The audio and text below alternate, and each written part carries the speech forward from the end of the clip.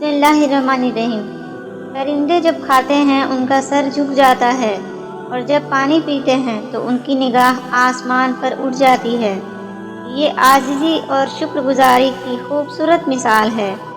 اللہ ہمیں عاجزی اور شکر گزاری عطا فرمائے۔ دنیا میں کچھ حادثے ایسے ہوتے ہیں جو سمجھا دیتے ہیں کہ ماں باپ کے سوا کوئی مخلص نہیں ہوتا۔ ماں ایک ایسی بینک ہے جہاں آپ ہر احساس اور دکھ جمع کر سکتے ہیں۔ منہ میں زبان تو سب ہی رکھتے ہیں، مگر کمال وہ کرتے ہیں جو اسے سنبھال کر رکھتے ہیں۔ حضرت علی رضی اللہ عنہ نے فرمایا، جو ذات رات کو درختوں پر بیٹھے پرندوں کو نیند میں گرنے نہیں دیتی، وہ ذات انسان کو کیسے بے یار و مددگار چھوڑ سکتی ہے۔ حضرت علی رضی اللہ عنہ نے فرمایا، رشتوں کو مضبوط رکھنے کے 2 راز: جب آپ غلط ہوں تو اپنی غلطی تسلیم کریں، جب آپ صحیح ہوں تو صرف خاموشی اختیار کریں۔ پرندے چیونٹی کھاتے ہیں، اور جب وہ مر جاتے ہیں تو چیونٹیاں انہیں کھاتی ہیں۔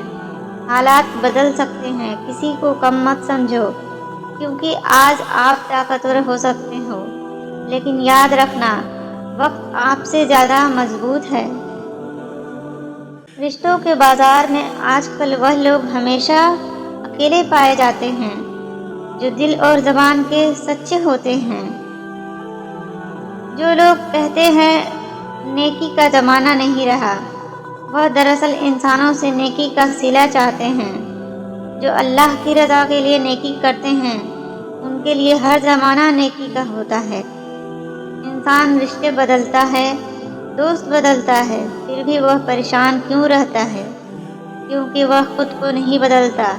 اسی لیے تو مرزا غالب نے کہا تھا، عمر بھر غالب یہی بھول کرتا رہا، دھول چہرے پہ تھی اور صاف آئینہ کرتا رہا۔ مضبوط ترین ہوتے ہیں وہ رشتے جہاں عیب گنے نہیں چھپائے جاتے ہیں۔ مشکل وقت میں دوست کی خاموشی دھوکہ دینے کے برابر ہے۔ جس طرح لیموں کی ایک بوند ہزاروں لیٹر دودھ کو برباد کر دیتی ہے، اسی طرح انسان کی انا بھی اچھے رشتے کو برباد کر دیتی ہے۔